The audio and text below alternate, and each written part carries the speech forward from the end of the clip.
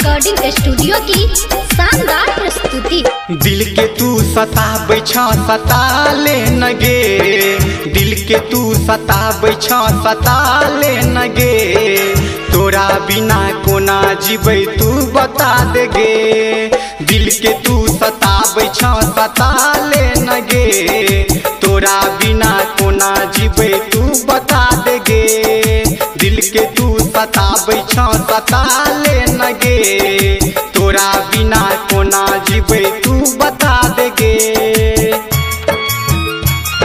अभी आप सुन रहे हैं झंझारपुर से मिथिला रिकॉर्डिंग स्टूडियो की शानदार प्रस्तुति। डीजे बादल कोना जीबै डीजे बता दे गे।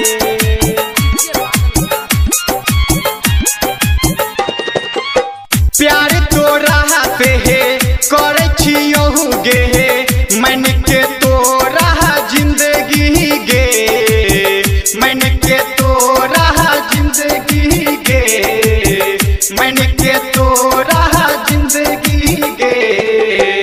बचपन में गई संगे खेलला, मन के अपन मितवा गे, मन के अपन मितवा गे, मन के अपन मितवा गे।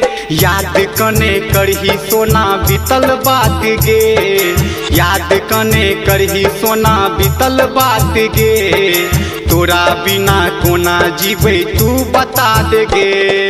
दिल के तू सताबै छ सताले नगे, दिल के तू सताबै छ सताले नगे, तोरा बिना कोना जीबै तू बता दे गे, तोरा बिना कोना जीबै तू बता दे गे। अभी आप सुन रहे हैं झंझारपुर से मिथिला रिकॉर्डिंग स्टूडियो की शानदार प्रस्तुति। डीजे बादल कोना जीबै डीजे बता दे गे।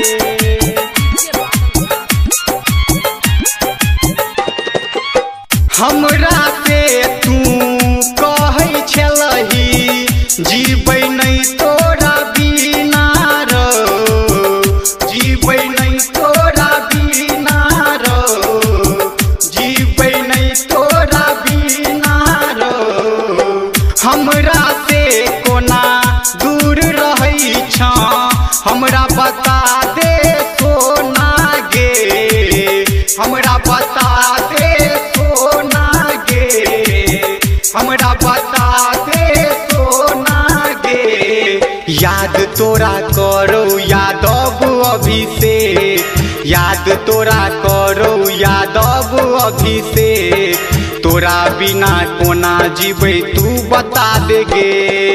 दिल के तू सताबै छ सताले नगे, दिल के तू सताबै छ सताले नगे, तोरा बिना कोना जीबै तू बता दे गे, तोरा बिना कोना जीबै तू बता दे गे। तू